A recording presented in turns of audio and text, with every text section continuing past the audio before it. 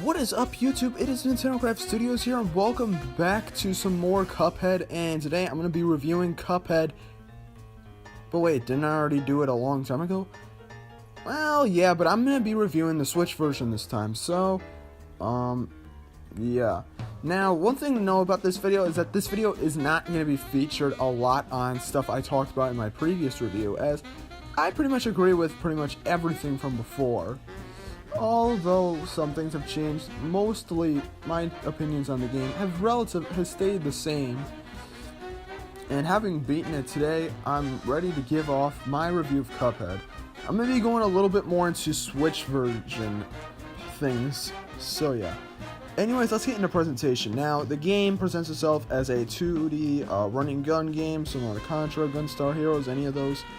But graphically, it looks like that of an old-school Mickey Mouse, Betty Boop, or Bimbo animation, or something like that, you know. And how does it look on the Switch? It looks pretty good. It looks good in TV mode, but I gotta say right now, handheld mode, wow. It runs at 720p, but it still runs at 60 FPS as well. Oh my goodness. I really was nervous, but man, this is great. So presentation-wise, it's superb. While load times can be a little bit slower though, it isn't that big of a deal, and usually isn't that long in the grand scheme of things. Roughly 10 seconds or so. Now let's get into story. There isn't really a whole lot to say. I've mentioned it before, so yada yada yada. Now let's get into gameplay. Gameplay just like that of Cuphead. Essentially, you can run and gun using guns to take down bosses or take down levels instead. However, the difference this time around being, well, specifically added in this new update, or the Switch version, you can now actually play as Cuphead or Mugman if you want. There isn't difference between them. The only real difference are a few starting animations before challenging a boss, but that's pretty much it. To be fair, I'm glad that this is here. I don't know. It's one of those things that it's like, why not? And gameplay-wise, it just looks way better. And even in handheld mode, it still works. I will say right now that playing with a single Joy-Con can be a bit nightmare-inducing, but hey, there's a new challenge for you. Try and beat the game with a single Joy-Con. But yeah, regardless, gameplay just works. And control-wise, I mean, you can customize your controls. There is not a whole lot to say other than it's flawless. It works just as it intends. It probably is one of the best games to just control because everything just works so smoothly.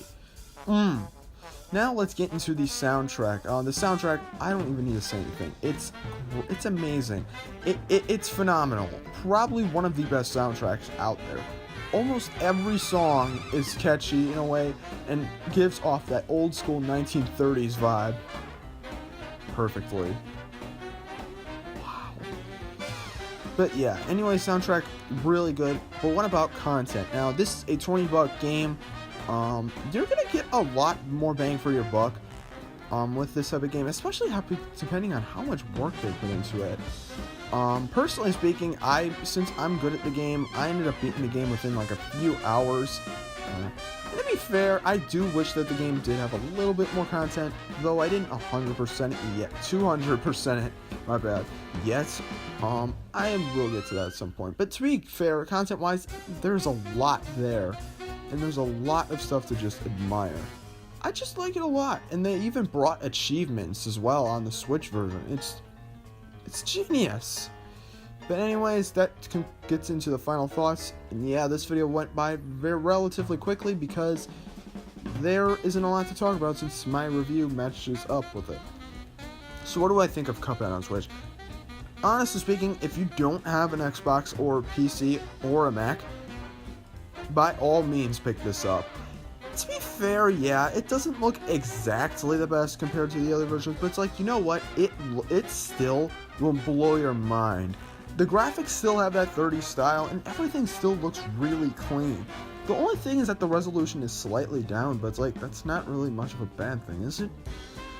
Get over it, it still looks fine, and even in TV mode it still looks good as well.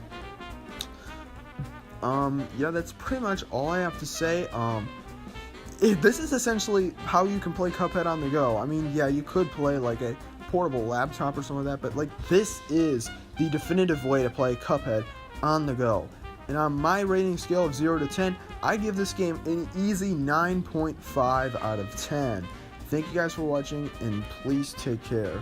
And also, please wish me luck on this surgery recovery, because yeah, I'm doing the audio recording right now while I'm recovering. So yeah.